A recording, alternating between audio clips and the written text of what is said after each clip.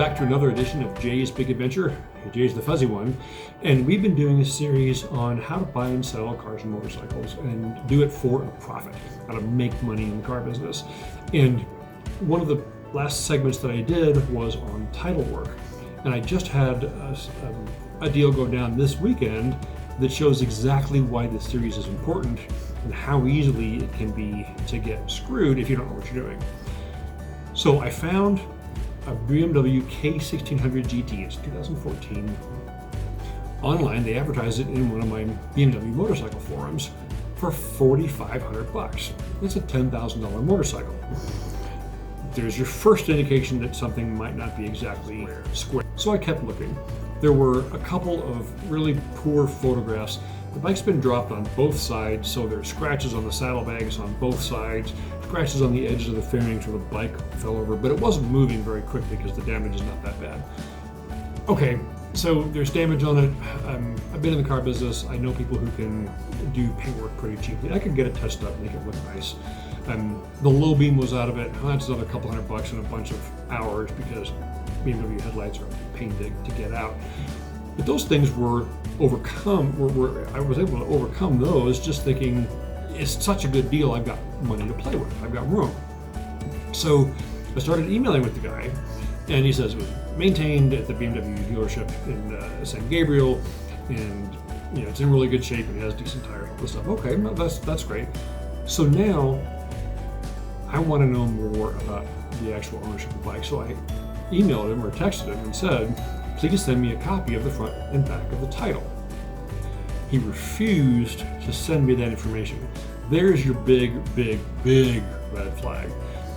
If they won't show you the title, that is almost always an issue because it means something's not right. Now, he said, I don't want to tell you where the bike is and who I am because you can come steal it, whatever.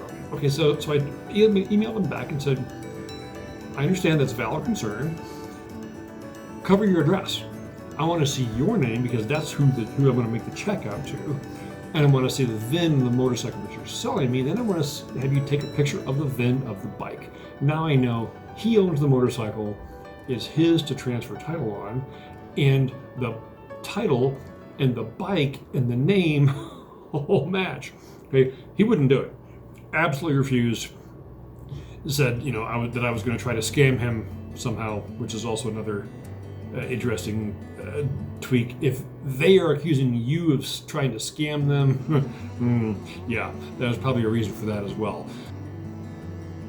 So after going back and forth through emails a couple of different times, I figured, okay, I understand his concern. He doesn't want me to have all the information because he thinks somehow I'm going to use this to scam him. I don't know how that would happen.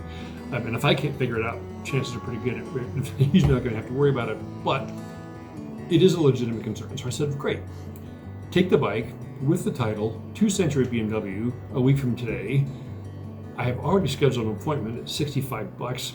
Show them the title, show them your license, and if all that matches, now I can just wire you the money and I'll come get the bike. We'll figure out a way to do it, or I'll just fly down and hand you a check or hand you cash. He wouldn't even do that. So something is not right with this deal. I haven't figured out what it is. Most likely it's his brother's, cousin's, uncle's bike, and they've already left the country. He's been charged with getting rid of the motorcycle, and that's the big issue. The problem is every state is different. Some titles have to be notarized, and I don't know in California whether that's the case. But if the title has to be notarized and the guy is in Taiwan, yeah, you can see this is now a huge problem, and it's my problem. Okay, he's got the money, he's gone, and now I have a motorcycle that I can't register, I can't title, I can't ride. This is what happens if you don't pay attention and you don't make sure that absolutely everything in the title is correct before you hand the guy the money.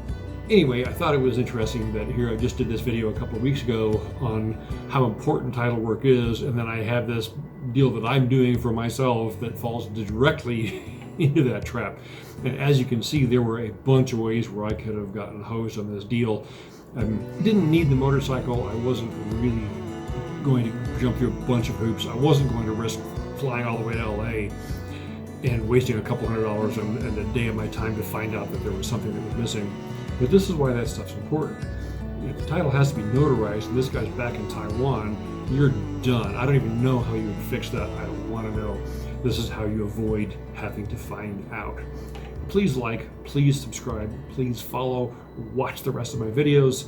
If you have any questions, if you've had an experience like this, put it in the comments. We want to hear about it. You may have an experience that prompts me to go, oh, that's a great topic, and we'll do a whole video on that particular problem.